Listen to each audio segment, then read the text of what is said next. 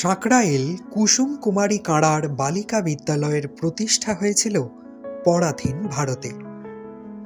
তবে এই স্কুল প্রতিষ্ঠা কিন্তু রাতারাতি হয়নি। এর পেছনে ছিল স্বর্গীয় কুসুম কুমারী দেবীর স্বপ্ন।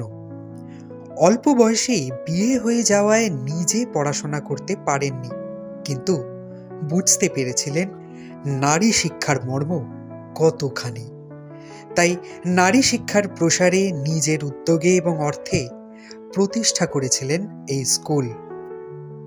প্রতিষ্ঠা করার জন্য দান করে দিয়েছিলেন নিজের জমিও। হঠাৎ করে কি এই স্কুল প্রতিষ্ঠা হয়েছিল, নাকি অনেক পরিশ্রম করতে হয়েছিল? তবে নারী শিক্ষার প্রসারে এই স্কুলের ভূমিকা ছিল অপরিসীম। এই স্কুল তৈরি হওয়ার পর থেকে ধীরে ধীরে বেড়েছে। শুরুতে প্রাথমিক শিক্ষার ব্যবস্থা থাকলেও এখন সরকার পোষিত উচ্চ মাধ্যমিক বিদ্যালয়।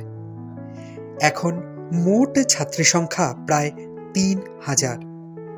কিভাবে বেড়ে উঠল এই বিদ্যালয়? ১৯৩৫ সালে প্রতিষ্ঠার পর থেকে আজ অবধি কুসুম কুমারী কাঁড়ার বালিকা বিদ্যালয় সগৌরবে নারী শিক্ষার ক্ষেত্রে এক অগ্রণী ভূমিকা নিয়েছে। আর এখন বহু মেয়ের স্বপ্ন পূরণের ঠিকানা এই স্কুল।